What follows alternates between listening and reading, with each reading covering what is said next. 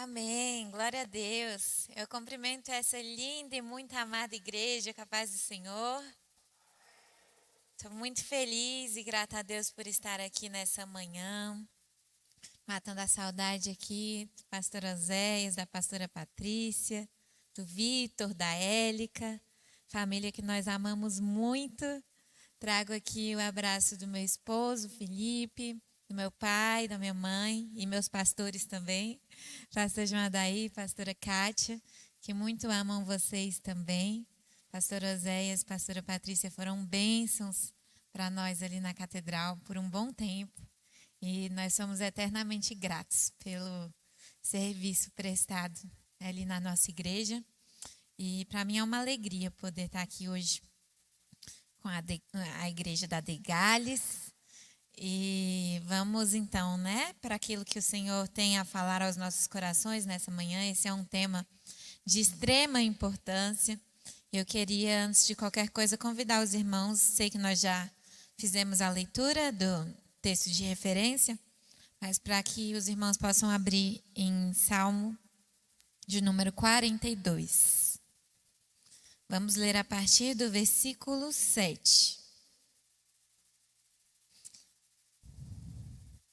A palavra de Deus diz assim, Salmo 42, verso 7. Um abismo chama outro abismo. Ao ruído das tuas catatubas, todas as tuas ondas e as tuas vagas têm passado por mim. Contudo, o Senhor mandará a sua misericórdia de dia e de noite. A sua canção estará comigo. Uma oração ao Deus da minha vida. Direi a Deus, minha rocha. Por que esqueceste de mim? Porque ando lamentando por causa da opressão do inimigo. Com ferida mortal em meus ossos me afrontam os meus adversários. Quando todo dia me dizem, onde está o teu Deus? Por que estás abatida, ó minha alma? E por que te perturbas dentro de mim? Espera em Deus, pois ainda o louvarei, o qual é a salvação da minha face e o meu Deus. A lição de hoje, como os irmãos sabem, trata sobre o drama do suicídio. Tema extremamente pertinente e que não diz respeito só a uma realidade que acontece da porta para fora da igreja, mas um tema que tem se adentrado no meio evangélico, no meio cristão, de uma maneira muito violenta, muitas vezes. Por isso a importância de que nós estudemos, nos debrucemos sobre esse tema, nos atentando às causas, a fim de que a gente possa eliminar as raízes mesmo das causas do suicídio e também cuidar mais do nosso próximo dentro de uma perspectiva do corpo de Cristo mesmo. E para isso, faz-se extremamente necessária a observação dos princípios bíblicos nesse sentido, dos princípios bíblicos, de forma que a gente venha conviver de fato como um corpo de Cristo, que se importa um com o outro, que a ferida do outro membro é também a nossa ferida. Então, como igreja, a gente não pode de maneira nenhuma se eximir desse tema, que é algo tão presente em nosso meio. Nós sabemos que esse é um mal que tem se tornado cada vez mais comum no Brasil, responsável por cerca de 12 mil mortes por ano no Brasil e cerca de 1 milhão de mortes anualmente no mundo. Ou seja, como igreja, nós não podemos nos calar, não podemos nos eximir. E nós sabemos que existem diversas campanhas, que falam sobre isso, especialmente no Setembro Amarelo. A gente a gente vê diversas campanhas de forma a tratar a respeito do suicídio, trazer uma palavra de esperança, justamente nesse sentido de conscientizar as pessoas acerca dessa realidade, que é presente, e também da importância de pedir ajuda e de que as pessoas estejam abertas também para prestarem essa ajuda. E dentro disso a gente vê que isso acontece em vários contextos, de várias formas, mas sempre com o mesmo objetivo, que é esse objetivo de trazer esperança para as pessoas em sofrimento. E a gente vê como isso, por vezes, se dá de forma diferente. Eu lembro que no final do ano, estava finalizando o meu curso de psicologia e eu vi uma frase no elevador, justamente nesse contexto do Setembro Amarelo, que falava assim: não desista, há uma saída. Não desista, há uma esperança. E ali eu vi aquilo e pensei, gente, o que a pessoa que escreveu isso pensou quando ela falou, né, sobre essa saída, sobre essa esperança? Será que essa pessoa estava falando sobre Jesus mesmo? Aí passaram mais alguns dias, eu voltei lá e tinham puxado uma setinha nessa saída, há uma saída, tinham puxado uma setinha e escrito Jesus. Aí eu achei aquilo lindo demais, ainda mais num contexto que não é predominantemente cristão, né? Glorifiquei ao Senhor por isso. Passaram mais alguns dias, eu voltei lá e tinham riscado o nome de Jesus. Então a gente vê que existem muitas campanhas nesse sentido, com objetivos diferentes, e muitas vezes, a fim de que as pessoas busquem por mais apoio psicológico, psiquiátrico, as pessoas tendem a tentar eliminar o poder de Deus sobre isso também. Quando ele de fato existe, quando Deus de fato é soberano sobre todas as coisas. E quando eu falo isso, eu não falo sobre não buscar ajuda. Longe de mim, como uma profissional da área, como uma psicóloga, prezo, entendo a extrema importância disso e como por vezes é indispensável. Mas eu entendo que, sobretudo, a respeito de todas as situações, o nosso Deus é soberano, é suficiente quando Ele quer ser e Ele tem poder sobre todas as coisas. Então, nós precisamos tratar esse tema, sobretudo a partir da verdadeira esperança que nós só encontramos no Senhor. Só Ele é suficiente, só Ele é perfeito, só Ele é totalmente poderoso. E existe um propósito, né, a respeito, na lição passada foi tratado a respeito da depressão. E às vezes uma pessoa em condição de depressão, qual é a tendência? Pensar que o Senhor abandonou. Mas a minha palavra hoje, para começar, é justamente que o Senhor não te abandonou, o Senhor tem te visto, independente da situação que você tem vivido. O Senhor está no controle, Ele tem um propósito a respeito de todas as coisas. Ainda a respeito de situações de sofrimento, o Senhor tem um propósito e Ele tem controle de tudo, então não desista disso, não abra mão dessa verdade e que nós possamos hoje crer na verdadeira esperança. E esperança que nós só encontramos em Jesus. Esperança que nos assegura, ainda quando a vida parece não mais fazer sentido, ainda quando a vida parece não ter propósito, nós podemos encontrar a plena esperança no Senhor. Então, qual é a importância, né, de nós falarmos sobre isso? Em todo mundo, aqui eu vou começar falando um pouquinho, retomando um pouco, né, a respeito da depressão, justamente partindo do pressuposto que a depressão é uma das principais causas do suicídio, tanto a depressão como a ansiedade. E nós sabemos que a depressão hoje, atualmente, acomete cerca de 300 milhões de pessoas no mundo. Cerca de 300 milhões de pessoas no mundo sofrem com esse transtorno, sendo essa a principal causa de incapacidade em todo o mundo e contribui de forma importante para a carga global de doenças. Segundo a OMS, a Organização Mundial da Saúde, o Brasil tem o maior número de pessoas depressivas na América Latina. Cerca de 8% da nossa população hoje sofre com depressão. Isso quer dizer que todos nós, inevitavelmente, conhecemos alguém que sofre desse transtorno. O Brasil é recordista mundial em transtorno de ansiedade. Cerca de 15% da nossa população hoje é ansiosa. E existe uma estatística, uma previsão da Organização Mundial da Saúde, que eu espero que não se concretize, mas estima-se que em poucos anos a depressão vai ser a segunda maior causa de morte por doença, perdendo exclusivamente para as doenças cardíacas. E isso mostra o nosso papel enquanto igreja, isso mostra a importância de tratarmos sobre isso. O meu desejo é que isso não venha a se concretizar, mas a gente precisa estar preparado para lidar com essa realidade e, como igreja, cumprir o nosso papel. Nós sabemos que as causas são extremamente diferentes, mas os resultados da depressão podem ser extremamente parecidos. Caso os devidos cuidados não sejam cuidados. Isso merece a nossa atenção, porque os resultados podem muitas vezes, em grande parte das vezes, levar ao suicídio. E o que é então, né, esse suicídio? O suicídio diz respeito à união de dois termos do latim, que sui diz respeito ao próprio, carder diz respeito a matar, ou seja, é esse desejo e ato de assassinar a si mesmo, é um gesto de autodestruição, de dar fim à própria vida. E como que isso acontece, então? Isso acontece a partir de uma dor emocional que, por vezes, é insuportável para a pessoa.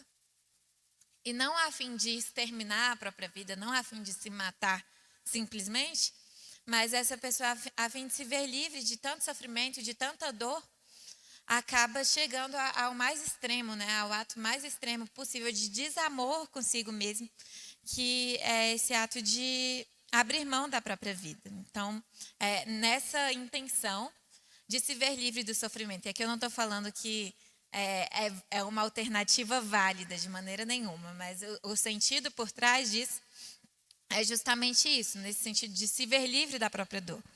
Mas nós entendemos que essa é uma atitude, por vezes, extremamente egoísta. Uma atitude egoísta que acaba por gerar ainda mais dor, especialmente para as pessoas que ficam. Sentimento de dor, sentimento de culpa, é algo que acompanha essas famílias por muito e muito tempo, ainda que ninguém possa se culpar por isso, né? Nós sabemos que são N os fatores que levam a isso, mas é esse o sentimento que permanece com a família. Então, por que essas pessoas chegam, né, a esse extremo de cometer o suicídio? Os motivos são vários, mas aqui a lição ressalta alguns motivos que eu achei muito relevantes. O primeiro deles é isso de chamar a atenção. E aqui eu não estou falando que é drama, aqui eu não estou falando que a pessoa está falando que vai se matar só porque quer chamar a atenção, é um drama, é um mimimi, não tem motivo para isso. Mas chamar a atenção no sentido de ser um grito de socorro mesmo. Um grito de socorro de olhem para mim, eu preciso de ajuda. E às vezes um sentimento de desamparo, um sentimento de falta de amor, de necessidade de ser aceito e amado tão presente que faz com que a pessoa chegue a esse extremo. Tanto é que em muitos casos de suicídio, a pessoa chega a deixar uma carta. Ou seja, ali a necessidade, né, dela, ainda que não mais em vida, dela ser valorizada, dela ser amada, dela ser aceita. Então, se faz presente esse sentimento obsessivo de desamparo, essa falta de esperança, esse senso de valor extremamente diminuído. E nessa tentativa de chamar a atenção, a pessoa acaba recorrendo ao extremo. Por vezes também o suicídio se dá na tentativa de espiar um erro, na tentativa de eliminar um erro. Ou seja, a lógica é justamente isso, de nossa, eu fiz isso, eu fui capaz de tal atrocidade, eu não sou digno de viver, eu mereço morrer, eu não sou digno de permanecer vivendo, de permanecer no mundo, eu coloco em risco a vida das pessoas, eu prejudico a vida das pessoas. Nós sabemos que, por vezes, esse sentimento intenso de fracasso, de pecado, é algo que leva a pessoa a tal situação, a situação de extrema vulnerabilidade, quando, na verdade, quando nós colocamos isso diante da cruz de Cristo, não faz mais sentido a gente querer ser bom por nós mesmos, querer ser suficiente por nós mesmos, porque por nós mesmos, nós de fato não somos suficientes. Nós não somos bons. Mas a verdade é que um alto preço foi pago na cruz, a fim de que nós pudéssemos ter plenitude de vida e não mais ficássemos constantemente presos aos nossos pecados, presos às nossas falhas e determinados por eles. Mas a cruz de Cristo agrega o nosso valor, restaura o nosso valor. E a partir disso, então, podemos ter plenitude de vida, independente daquilo que a gente fez, independente do nosso passado, independente do que a gente fez para o nosso próximo. E entendemos que nós mesmos não podemos pagar ou remediar os nossos erros cometidos. Mas nós encontramos essa liberdade na cruz de Cristo. Então, por vezes, essa vontade de ser livre da dor, de tanta culpa, de tanto pecado, leva a pessoa a tal situação. Mas colocando isso diante da cruz do Senhor, nós entendemos que o nosso valor é restaurado. E uma coisa que é muito importante a gente compreender é que o suicídio ele perpassa infinitas fronteiras. Não diz respeito a uma condição social específica, a uma fé específica, a um contexto financeiro, não diz respeito a isso. O suicídio, ele perpassa infinitas fronteiras, portanto, nós jamais podemos subestimar o suicídio, nós jamais podemos subestimar a depressão. Nós sabemos que a máquina humana, ela não considera qual tipo de fé que a gente parte, qual nível de espiritualidade que a pessoa vive, qual nível de intimidade com Deus que a pessoa tem. Não diz respeito a uma condição da fé, mas diz respeito a uma condição humana. Diz respeito a uma condição da nossa alma. Ao mesmo tempo que nós estamos sujeitos a ter diversas enfermidades, diversos transtornos na vida, tanto no nível físico como mental, nós estamos sujeitos a sofrer de depressão. O crente está sujeito a, em um determinado momento, desanimar da própria vida, porque isso diz respeito à nossa condição humana. Então, não quer dizer que uma pessoa que um dia isso passou pela mente, ela está necessariamente em pecado, em falta de comunhão com Deus, porque é uma doença da alma e não da fé. Não é uma doença da espiritualidade. Se nós temos consciência, se nós respiramos, nós estamos sujeitos a sofrer de depressão. E o suicídio é o extremo dos sintomas da depressão. E outras razões que a revista identificou, que eu achei muito interessante, que são razões muito ligadas à idolatria. Ou seja, a substituição do lugar de Deus por outras coisas, por coisas mundanas. Isso é algo que gera um nível de sofrimento tão intenso que por vezes pode ser um gatilho para o suicídio. Existem motivos extremamente passionais, ou seja, resultado de relacionamentos abusivos, frustrações, separações. Isso porque, por vezes, a pessoa coloca outras pessoas, coloca outros relacionamentos num lugar que deveria pertencer exclusivamente ao Senhor. E nessa de se doar, de entrar de cabeça num relacionamento por vezes doentio, a pessoa se torna prisioneira desse sentimento, deixando de encontrar o sentido da vida em Deus, encontrando o sentido da vida na pessoa e perdendo o verdadeiro amor próprio, que a gente constrói não a partir desses dizeres populares, mas que a gente encontra esse amor próprio a partir do nosso senso de valor em Deus. E ao atribuir esse papel para outra pessoa, isso de suprir o nosso senso de valor, ao atribuir isso para outra pessoa, os resultados são extremamente danosos, uma vez que esses relacionamentos são rompidos e por vezes a pessoa perde o sentido da vida e não assim, aceitando o fim de determinados relacionamentos desistem de viver. Um outro motivo que se faz muito presente, tanto na depressão como no suicídio propriamente, é a questão do amor ao dinheiro. Ao cair na pobreza, existem muitas pessoas que entram num nível de sofrimento tão intenso que elas chegam, sofrimento e desespero tão intenso que elas chegam a desistir da própria vida. E aqui também um outro pecado de idolatria, né? A substituição do Senhor na nossa vida, de Deus na nossa vida, por mamon, pelo Deus do dinheiro. Por vezes a pessoa ama o dinheiro de tal forma que no momento em que isso já não está mais presente, a pessoa perde o valor da vida. E um quinto motivo, que é o cerne, né, da lição de hoje, são as doenças psíquicas, que são reais e complexas, extremamente complexas. Não podem ser limitadas simplesmente à ação do maligno. Não tem como atribuir isso simplesmente ao que o inimigo faz na nossa vida. E talvez seja justamente o caso, né? Talvez alguém que esteja ouvindo aqui hoje sobre isso pense, meu Deus, mas esse tema é tão distante de mim. Isso nunca vai acontecer comigo, porque eu sou crente, eu tenho comunhão com Deus, eu leio a Bíblia todos os dias, eu jejuo, eu oro. Como é possível isso acontecer comigo? Mas como eu já citei aqui, isso não diz respeito a uma condição espiritual, mas diz respeito a uma condição da alma, uma condição das nossas emoções, que todos nós estamos sujeitos. Então, a gente não pode se privar dessa verdade e simplesmente atribuir isso à falta de Deus, à falta de comunhão com Deus ou a questões espirituais, quando na verdade são questões muitas vezes extremamente complexas. É uma doença, a depressão, que é uma das principais causadoras do suicídio, é uma doença emocional grave que nos casos mais extremos pode levar à morte por suicídio e isso merece a nossa atenção. Por fim, um dos motivos pelos quais as pessoas recorrem ao suicídio também é isso da fuga.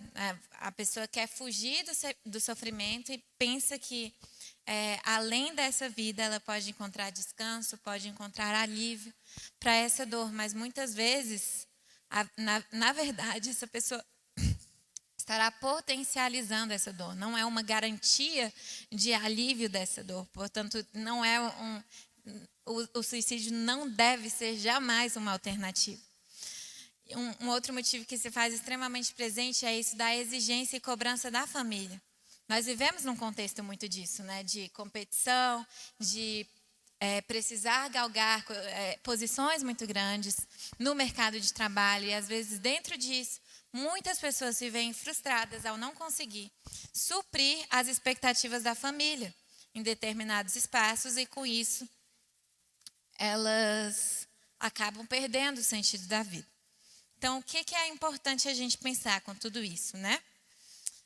Como eu citei, a depressão não se trata de uma falta de Deus, propriamente dita. São N causas que podem gerar a depressão. Entretanto, em toda a alma humana, nós sabemos que existe um vazio que só o Senhor pode suprir.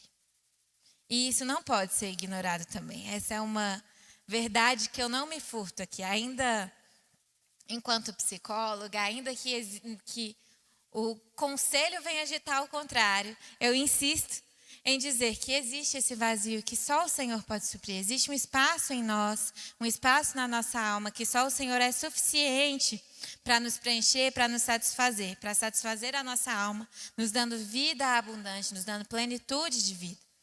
Então, o que eu penso é que, para além, né, existem todas essas infinitas causas que podem levar ao suicídio, mas é muito verdade que também muitas das pessoas que sofrem de ideação suicida, que têm esses pensamentos em sua mente, precisam urgentemente reorganizar a sua vida espiritual.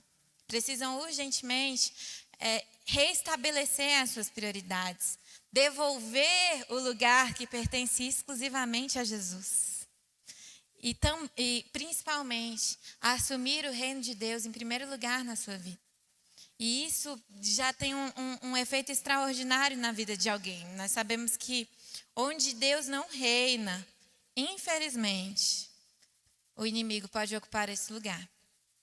O inimigo vem com objetivos extremamente violentos, de roubar, matar, destruir. Nós sabemos que esse é o objetivo do inimigo.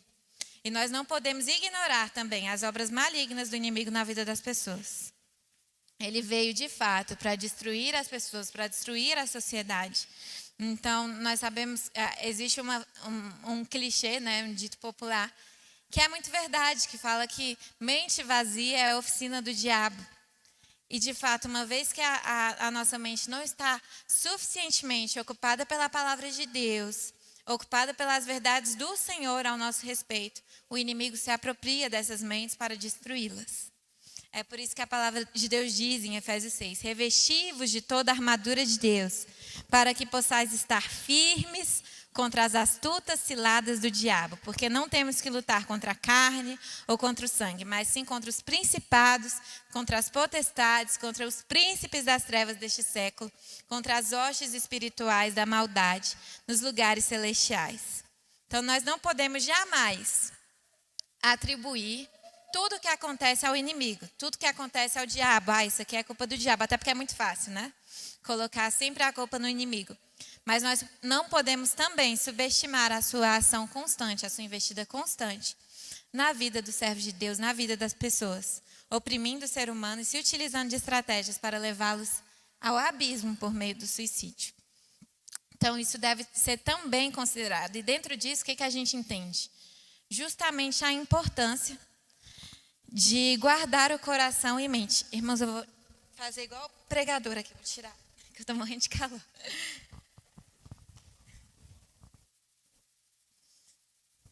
Por isso que a palavra de Deus é tão incisiva nisso, ao dizer, sobretudo que se deve guardar, guarde os vossos corações, pois dele procedem as fontes de vida. E às vezes a gente interpreta isso de uma maneira tão limitada, o coração simplesmente a emoções específicas. Mas quando a Bíblia fala sobre guardar o coração, diz respeito a guardar a nossa mente. E nós sabemos que quando nós não guardamos a nossa mente, vão se criando fortalezas em torno dela que futuramente são muito difíceis de serem rompidas. É por isso que o apóstolo Paulo nos fala para nós nos transformarmos todos os dias pela renovação do nosso entendimento, para que possamos experimentar qual seja a boa, agradável e perfeita vontade de Deus. Quando a palavra de Deus nos diz, ela fala transformai-vos, justamente no sentido de que é algo constante. Não é algo que é possível ser findado. Aqui eu cuidei da minha mente, estou recebendo aconselhamento pastoral, meu pastor tem me apoiado, tenho ido à psicóloga, pronto, findei esse trabalho. Não, é uma luta constante mesmo, é transformai-vos pela renovação do vosso entendimento, para que possais experimentar qual seja a boa, agradável e perfeita vontade de Deus. E só é possível que isso aconteça, a gente só consegue entender em plenitude a vontade de Deus uma vez que nós temos o nosso entendimento transformado, e isso a partir do Evangelho. Nós temos que entender que a nossa alma, muitas vezes as pessoas entendem que quando a gente entrega a vida para Jesus, essa vai ser uma obra assim, a nossa alma vai ser de fato transformada do nível que a gente deixa de ser até ser humano. Mas isso não é verdade. Quando a gente entrega a nossa vida para Jesus, a gente continua sofrendo de diversas condições que são extremamente humanas. A gente passa frio, a gente sente medo, a gente tem diversas inseguranças na vida, diversas doenças físicas. E a nossa alma, onde ficam todas as nossas emoções, desde sempre, a nossa alma, ela também precisa ser continuamente transformada. Não é uma obra findada. A verdade é que no momento que a gente entrega a nossa vida para Jesus, o nosso espírito é transformado. O Senhor começa a ministrar os nossos corações, falar aos nossos corações, mas a nossa alma, ainda depois da nossa conversão, ela continua sendo humana. Então, por isso, Paulo muito bem diz que é um processo esse transformai-vos. E por isso a importância de que nós estejamos continuamente atentos a isso. Nós sabemos que quando Jesus morre na cruz em nosso favor, ele vence o nosso maior problema, que é o pecado. E com a ressurreição de Jesus é confirmada a derrota dos nossos inimigos, dos nossos dois maiores inimigos, que é o pecado e a morte. Mas ainda assim, existem questões, até que a gente encontre com Jesus, que dizem respeito à nossa condição humana. E por isso que nós precisamos continuamente levar isso diante do Evangelho de Cristo, até que Ele possa nos transformar por completo, dia após dia, como um processo mesmo. Nós sabemos que o Evangelho de Deus é poder de Deus para a salvação daqueles que creem, para a salvação e transformação daqueles que creem. E é para isso que o Senhor tem nos chamado, e Ele é o principal interessado na nossa saúde mental. Não existe ninguém mais interessado na nossa saúde mental do que o próprio Deus. Então nós sabemos que depressão não é falta de Deus, mas Deus é soberano sobre ela, bem como sobre todas as coisas, sobre todas as situações da nossa vida. Deus é soberano, Deus é todo-poderoso, e ninguém pode nos roubar essa verdade. Se Ele quiser, Ele cura. Se Ele não quiser, Ele tem um propósito em cima disso. Ele tem um propósito, inclusive a respeito das enfermidades da nossa alma. O propósito de que nós possamos ajudar a alcançar outras pessoas. Nós sabemos que isso se faz presente e isso faz parte da nossa realidade em muitos momentos da vida, em muitos momentos de sofrimento. Nós vemos diversos heróis da fé que cansaram mesmo de viver. Nós vemos o exemplo de Jó, que diz o seguinte: quem dera que se cumprisse o meu desejo, e que Deus me desse o que eu espero, e que Deus quisesse quebrantar-me e soltasse a minha mão e me acabasse, e destruísse com a minha vida. Jó desejou a própria morte, e foi considerado um dos homens mais fiéis da palavra de Deus. Mas o que acontece? A gente vê que Jó, desejando a própria morte, quando a sua mulher o sugere o suicídio, a resposta dele é a seguinte: como falas uma louca mulher, tu falas? Aceitaste o bem de Deus e o mal tu não queres aceitar? Jó, sendo um homem prudente, um homem fiel a Deus, ainda desejando a morte, ainda não suportando mais a vida em meio a tanto sofrimento, para Jó o suicídio não foi uma possibilidade. Jó compreendeu que ele, enquanto criatura, não tinha o direito de determinar algo que é o Criador que determina. É o Criador que nos dá a vida e é o Criador que pode requerê-la. Isso não cabe ao ser humano. Essa não é uma decisão do ser humano. É o Senhor. A palavra de Deus nos diz que há um tempo determinado para cada coisa, para todas as coisas. Há tempo de nascer e há tempo de morrer. Tempo este que é determinado por Deus, não é tempo determinado por nós, e Jó compreendeu isso. Então nós entendemos que a vontade de morrer por vezes existe, é natural. Entretanto, não cabe à criatura estipular esse tempo. Outros heróis da fé que se cansaram da própria vida, que nós vemos, Moisés, ele ao se cansar mesmo da reclamação do povo de Deus, ele pede que o Senhor tire a vida dele. Elias, se sentindo extremamente perseguido por Jezabel, ele fala: basta, Senhor, toma agora a minha vida, eu não aguento mais, basta tanto sofrimento. Mas em momento nenhum ele intentou contra a própria vida. Jonas, desgostoso da vida, ao se queixar da própria misericórdia de Deus a respeito dos ninivitas, ele fala: peço-te, pois, tira a minha vida, porque melhor me é morrer do que viver. Mas foram pessoas que ainda em situações de tentação, de sofrimento extremo, não intentaram contra a própria vida porque entenderam que este papel não pertencia a elas.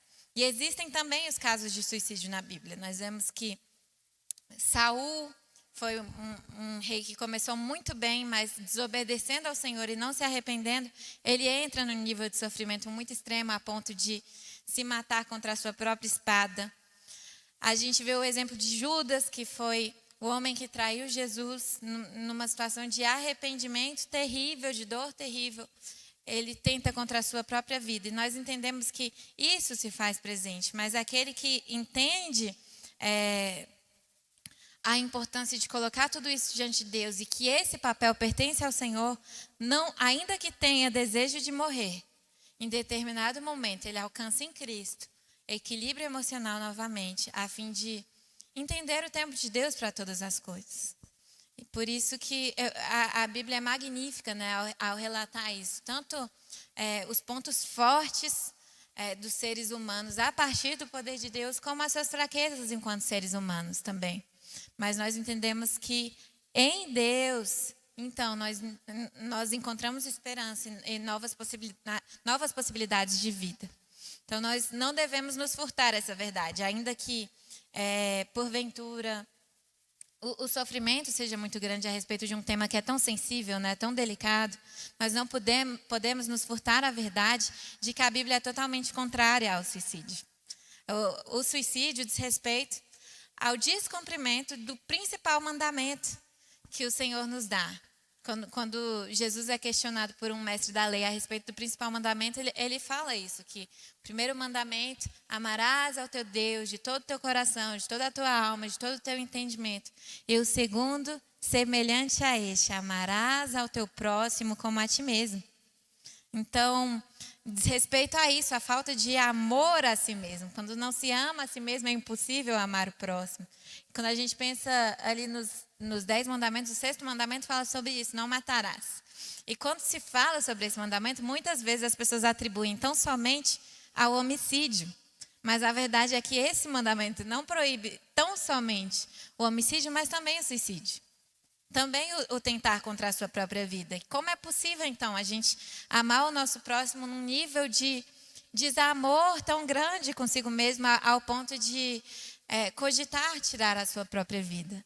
E aqui eu ressalto que esse amor não se dá de uma maneira qualquer, mas reconhecendo o nosso valor diante de Deus mesmo, reconhecendo o nosso valor diante de Cristo. A verdade é que Hernandes Dias Lopes ele fala uma frase muito legal sobre isso, que o suicídio é um ato de incredulidade.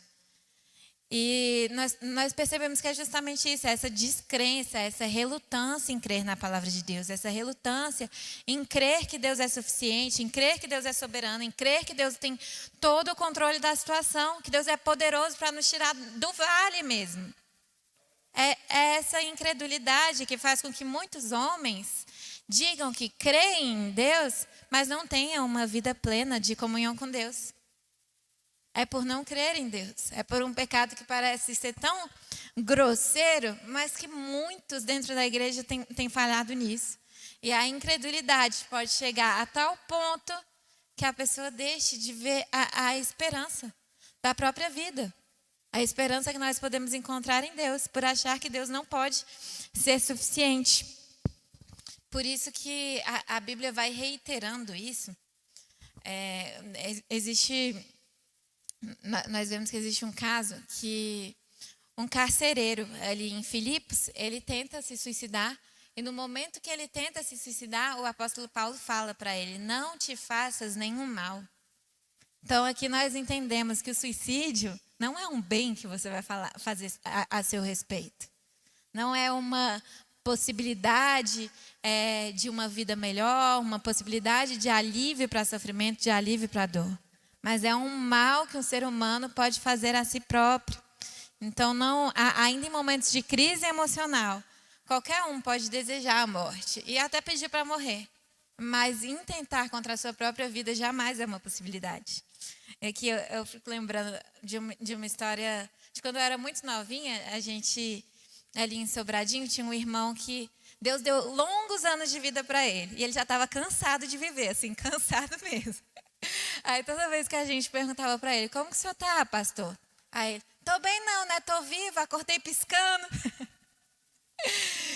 Mas ele foi esse caso, assim, de alguém que ainda muito cansado, sofrendo, doente, permaneceu fiel ao Senhor e esperou o tempo de Deus para o seu repouso.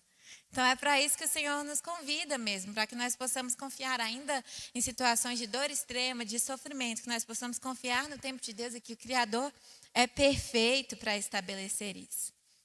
Então, terceiro ponto da lição, ele fala sobre isso, né? O que nós devemos fazer quando um familiar, quando um amigo se suicida. Qual é, então, a alternativa para os que ficam, né? A alternativa é justamente continuar a caminhada. Nós não podemos, a palavra de Deus nos diz que nós não podemos ser enterrados com os nossos próprios mortos. É importante levar em consideração que a vida deve continuar e que a presença de Deus é certa, irmãos. A presença de Deus é certa e isso é suficiente. Ainda que a vida não venha ter o mesmo sentido, o mesmo gosto que ao lado daquela pessoa, a presença de Deus é certa e ela nos é suficiente. A verdade é que nós não devemos prosseguir por causa do Senhor. Não existe situação que possa superar a capacidade de Deus de nos restaurar. Não existe.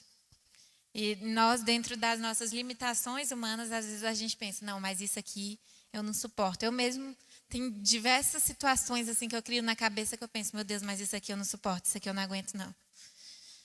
Especialmente quando a gente vê alguém em situação de luto, são situações que a gente pensa muito, né? Que a gente vem a meditar muito e eu fico pensando: não, mas isso aqui não dá. Mas a verdade é que a capacidade de Deus é muito superior de nos restaurar, de nos renovar, de nos trazer vida. Deus é muito maior que a nossa dor.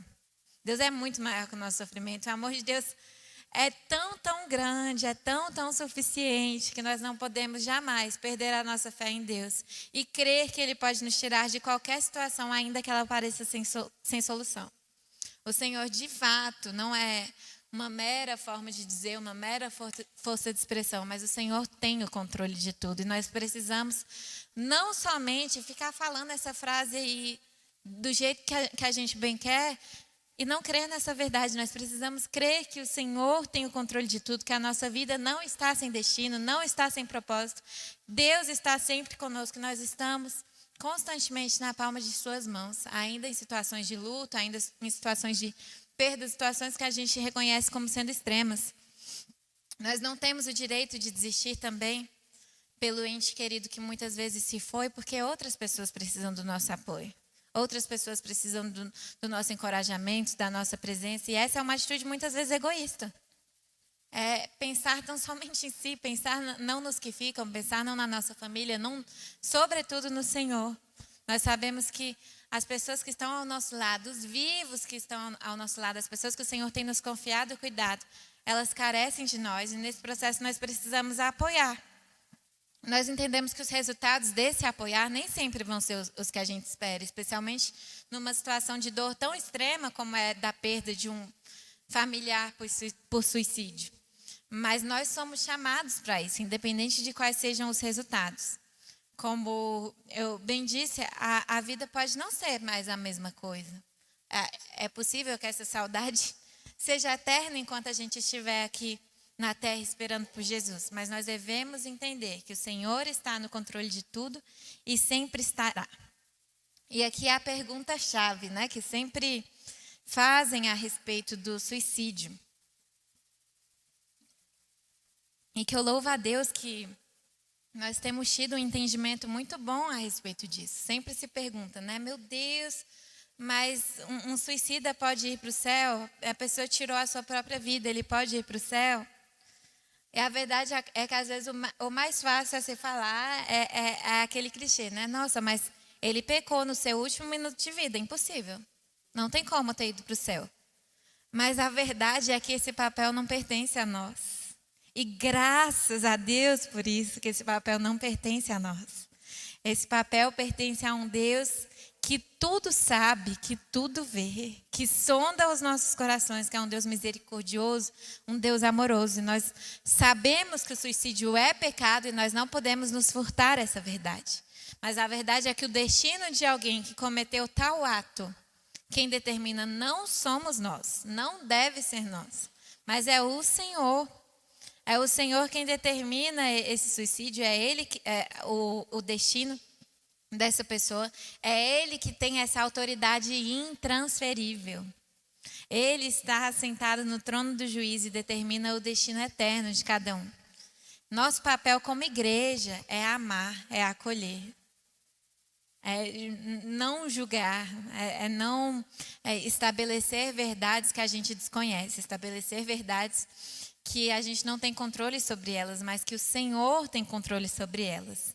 Então, nós precisamos cumprir com o nosso papel mesmo. Nós vemos ali o exemplo do ladrão da cruz, né? Que tendo cometido tantos erros, no seu último minuto ele fala para o Senhor: Senhor, lembra-te de mim quando entrares no teu reino. Ele reconhece Jesus como Senhor. E isso é suficiente para que Jesus o responda, né? Verdadeiramente te digo que hoje mesmo estarás comigo no paraíso. Talvez muitos tenham olhado para aquela situação e achado injusto. É possível que sim. Mas nós entendemos que o nosso Deus é totalmente misericordioso e a lógica dele não é a mesma lógica humana. Então esse papel pertence ao Senhor. E o que nós concluímos agora, a partir de tudo isso, é que a morte, apesar de inevitável, ela não deve ser buscada por nós. Nós não temos o direito de tirar a nossa própria vida. É Deus quem dá a vida, é Ele quem pode requerê-la. O suicídio é uma decisão humana, mas a verdade é que nós precisamos buscar forças em Deus para reagir e encontrar esperança, encontrando nele uma vida abundante. A gente vê ali em 2 Coríntios, o apóstolo Paulo fala o seguinte: Bendito seja o Deus e Pai de nosso Senhor Jesus Cristo, Pai das misericórdias e Deus de toda a consolação, que nos consola em todas as tribulações, para que a consolação que recebemos possamos consolar os que estão passando por tribulações. Pois assim como os sofrimentos de Cristo transbordam em nós, também por meio de Cristo transborda a nossa consolação. Nós entendemos que é esse o nosso papel como igreja. Nosso papel como igreja é, de fato, nós entregarmos tudo isso diante de Deus, para que nós recebamos dele consolação e com o propósito de que nós possamos consolar outras pessoas. É para isso que nós temos sido chamados, ainda em uma situação que a dor é tremenda. O Senhor quer nos curar, a fim de que a gente possa consolar outras pessoas. É esse o nosso papel. Em Lamentações 3:19-25, a palavra de Deus diz: lembro-me da minha aflição e do meu delírio, da minha amargura e do meu pesar. Lembro-me bem disso tudo, e a minha alma desfalece dentro de mim. Todavia, lembro-me também do que pode me dar esperança. Graças ao grande amor do Senhor é que não somos consumidos, pois as suas misericórdias são inesgotáveis, renovam-se a cada manhã. Grande é a tua fidelidade, digo a mim mesmo, a minha porção é o Senhor, portanto nele porei a minha esperança. E nós precisamos crer verdadeiramente nessa verdade, irmãos. Nós precisamos verdadeiramente nos apropriar das palavras que o Senhor Jesus nos assegura. Ele muito bem nos diz que no mundo nós teremos aflições. E ele prossegue dizendo: tende bom ânimo, pois eu venci o mundo. Nós contamos com aquele que venceu o mundo e a gente não deve se acostumar com essa verdade de tal forma que passe a ser tão normal a ponto da gente perder a esperança. A ponto da gente pensar que não existe saída. O Senhor nos garante que ele venceu o mundo e por isso nós devemos ter bom ânimo. Nós precisamos crer que nenhuma das aflições que nós vivemos aqui, nenhuma das tribulações, nenhum dos sofrimentos podem se comparar com a glória que há de nos ser revelada. E é isso que nós temos esperado, é essa a nossa esperança, é nisso que está a nossa confiança. Portanto, que nós possamos prosseguir crendo no Senhor, crendo que Ele é suficiente, até que Ele venha nos buscar. Amém? Que Deus abençoe. Eu agradeço a oportunidade. Não agradeço. Irmãos, diante de um tema tão complexo, que muitas vezes a gente não conhece, né? E a gente teve aqui um momento de reflexão da palavra do Senhor. E nós temos aqui algumas perguntas, são 10 perguntas, né, que nós temos aqui, e a gente vai estar passando para a missionária. Eu vou estar lendo e ela vai estar respondendo. Como prevenir um nível extremo de ansiedade? Aqui a gente falou sobre isso justamente nesse sentido, de hoje, estando na igreja, nós temos muitos privilégios, né, enquanto servos de Deus. Então, como prevenir o nível extremo? Eu penso que a pessoa que me fez essa pergunta, ela queria tipo um passo a passo, assim, de estratégias mesmo.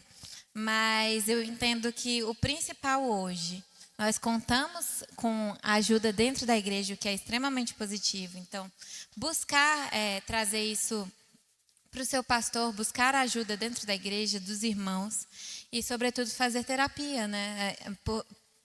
Por vezes não, em grande parte dos casos de ansiedade se faz necessário o uso de medicamento.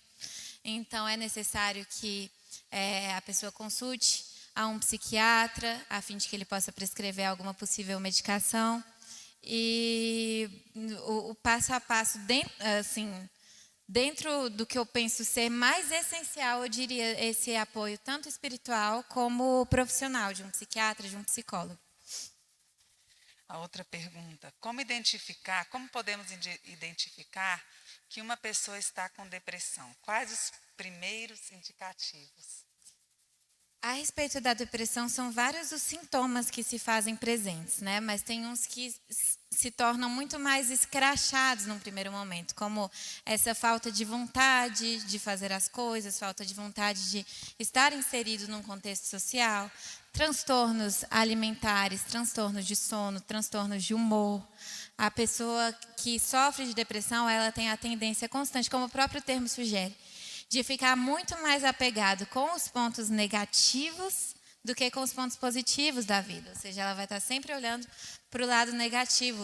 O termo depressão, ele fala sobre isso, né? Sobre as regiões baixas. Então, é como se a pessoa estivesse constantemente ali com as suas emoções rebaixadas, com as suas emoções, por vezes, inibidas. E a tristeza excessiva é o sintoma principal, né? Mas o que é importante a gente pensar que é algo a um longo e intenso prazo. Não é porque a pessoa sofre de uma tristeza ali pontual que ela está com depressão, até porque isso diz respeito à nossa condição e é natural e saudável, né? Sim. Uma outra pergunta que foi questionada foi que quando os filhos são criados sem pai, só com a mãe tem tendência a ter depressão. Sou separada e tenho 2 filhos. Entendeu? Filhos criados sem pai, só com a mãe, têm tendência a ter depressão. Sou separada e tenho 2 filhos. A questão da tendência, como a gente ressaltou, a depressão ela pode ser gerada por infinitas causas, tanto questões relativas ao contexto social, como a possíveis questões hormonais, por isso que por vezes é necessária a entrada de um medicamento, como questões específicas de vivências da pessoa pontuais, ali um momento de luto, mas determinar que a pessoa tem tendência a isso pelo fato da ausência de um pai, eu acredito que talvez seria muito equivocado, assim, muito precipitado.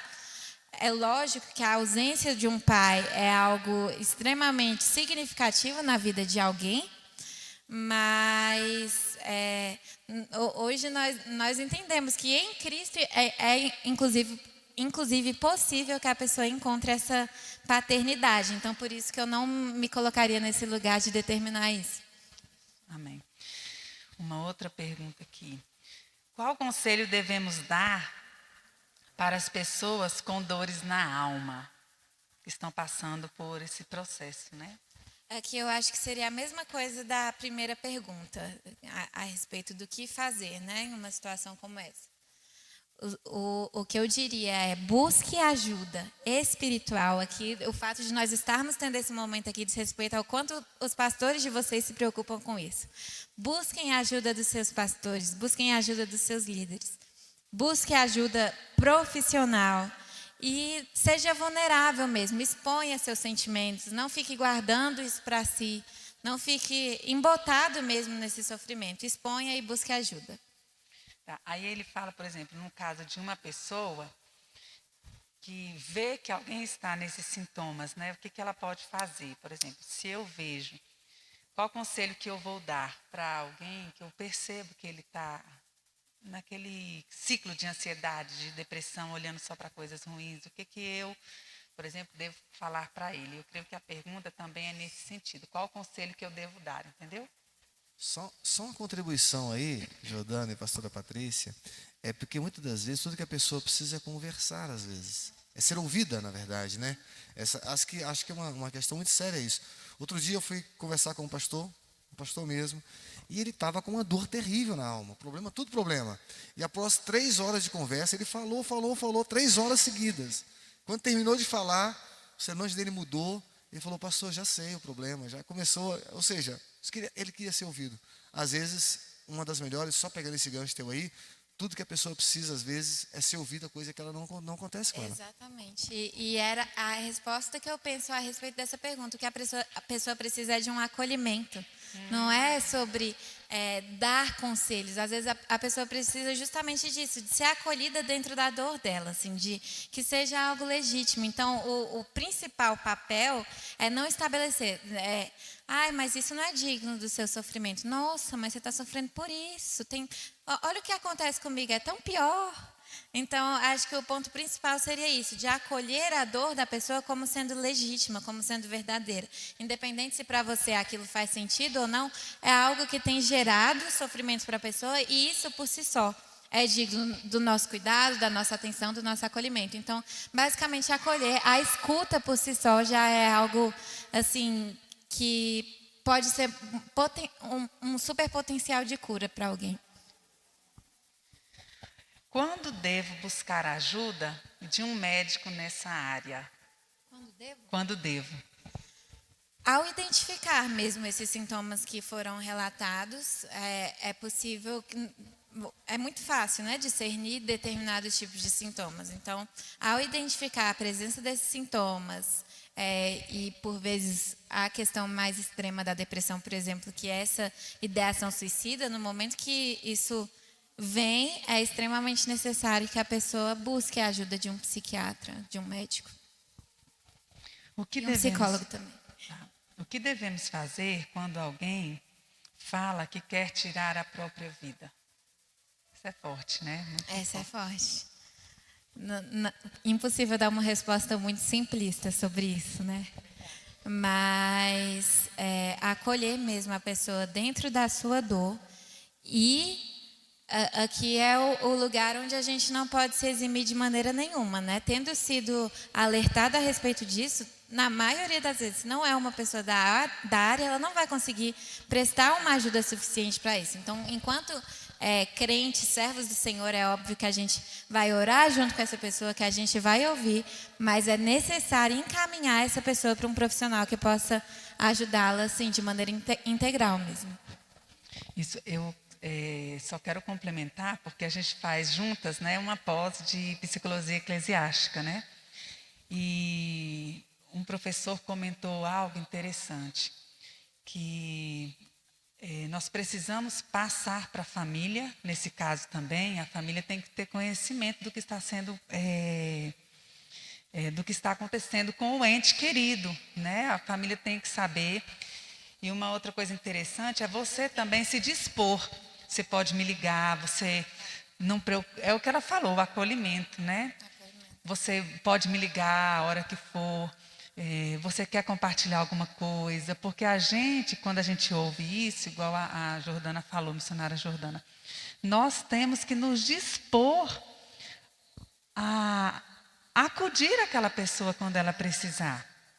Porque essa fala é séria, irmãos. Essa fala é forte quando a pessoa fala, não aguento mais, não estou suportando mais a minha vida. Isso é uma fala forte e a gente tem que ouvir, tem que ser uma escuta efetiva e é um alerta que te dá. Né? E nunca vai ser em vão, né, a pessoa chegar ao ponto de dizer que não aguenta mais. Nunca vai ser simplesmente para chamar a atenção ou um drama como muitas vezes as pessoas rotulam. Ah, tá falando isso só para ver se alguém olha para ela. A verdade é que existe toda uma questão por trás. A outra pergunta aqui, missionária, podemos afirmar com certeza que o homicida, acho que é o suicida, né? Não tem parte na salvação? Foi comentado Foi isso, né? respondido na última. Já respondeu. Doutora, existe tempo para o arrependimento no suicídio? É o que a gente também não sabe. É possível que exista. É possível que exista. Ali no último minuto. E se for genuíno, esse arrependimento final é suficiente. Isso não custa muito dizer, né? Aí tem uma outra pergunta aqui. Existe tipos de suicídio? Mas não é uma alternativa, tá, gente? Não vai contando com isso, não.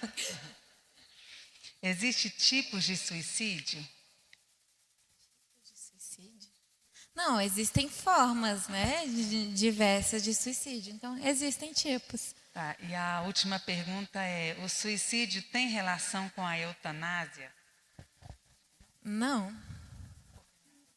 A eutanásia é permitido pelo médico. Existe um consentimento ali da família e por uma causa, não estou dizendo de maneira nenhuma que sou a favor também, mas por uma questão de saúde, né? O suicídio é uma decisão da própria pessoa. Creio que é só isso. Se tiver mais alguma pergunta, né? Mas e se os irmãos também quiserem, alguém quiser alguma coisa no particular, a gente pode estar passando também, né, missionária Jordana, para tirar algumas dúvidas. Às vezes a pessoa quer ser mais pessoal, né? Mas eu quero louvar a Deus pela vida da missionária Jordana, né? Porque esclareceu muito. Foi um tema assim muito bom, muito esclarecedor. Deus continue abençoando a sua vida, né? E não será a primeira vez que nós vamos trazê-la aqui, né? Eu creio que mais vezes nós vamos trazer, e que Deus abençoe, né, o seu ministério. Amém? Passo a palavra para Amém. o Muito evangelista obrigada. Que Gilberto Deus Gil. abençoe.